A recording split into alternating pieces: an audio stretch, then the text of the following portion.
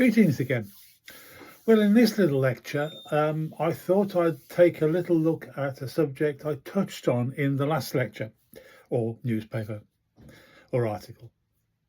And that is the idea that older buildings, particularly built around the early 1900s, the Victorian area up into Edward, you'll find that they were built on brick foundations, not concrete.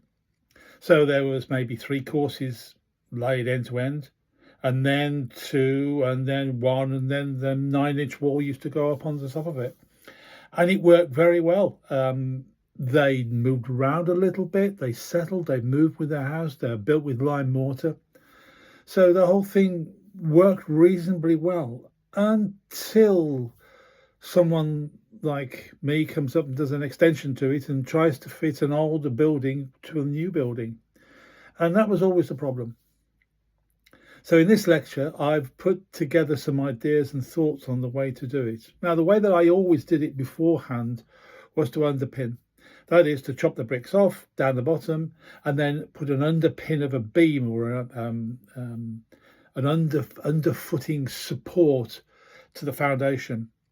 And it meant pouring in concrete underneath, shoring, doing little bits, and then moving on to do the next bit and the next bit all the way along, called underpinning. And so it worked reasonably well. But it tied the building from being flexible, in words, to a building that was now very rigidly tied together on one wall only. Now, I never had any problems with it, but my mind always said I've really divorced that one wall from the main building. And I never liked the idea. So when it came to this, I started to think about it. And so what I did was I thought about the idea of putting in a foundation to the right level. In other words, the new build, and putting in a foundation 900 a metre below, so it was out of harm's way. And then at the point where it would be against the existing foundation, I put a new wall, I'd cast it up. And then on top of it, I would put a cantilever on the top of it. You'll see in the photo, in the sketch that I've done, it's not a very good sketch, but it shows what it is.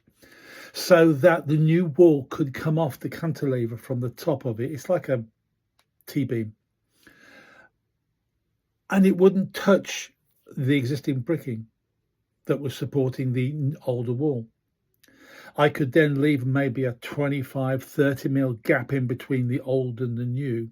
I could put some rock wall or something like that in there just to fill the cavity up to stop things coming into it.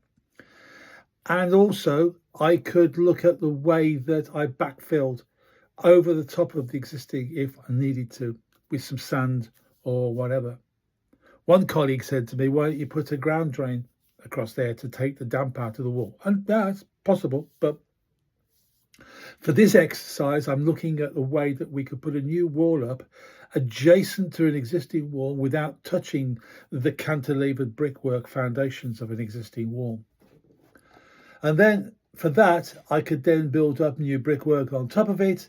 I could put DPCs on the slab and then put the slab up against the new wall and build it up. It's a detail that I think will work. You have to get an engineer to do the calculations. Hey, that's dead easy. It's better and easier to do that than it is to do underpinning, believe me. So the whole thing is really an exercise in thinking, how can I leave the existing wall alone without touching it? And the answer is quite simple.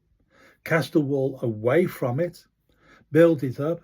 Even so, if you could use something like styrofoam, rigid XPS, extruded polystyrene, and then put maybe Floormate 500 or 750 down the one side as a lost formwork.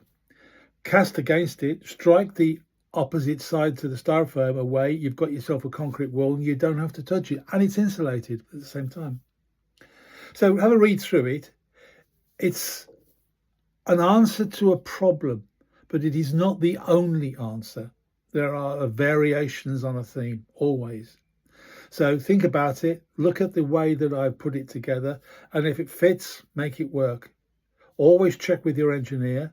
And then in the next episode of this, I'm starting to look at the way it could be sealed, the DPC and the DPM. If it's an existing room, existing wall which belongs to you, then there are ways we can look at that. If not, then there are other ways that we need to look at. And this is one of them. Okay? Have a look, see what you think. Let me know. Cheers.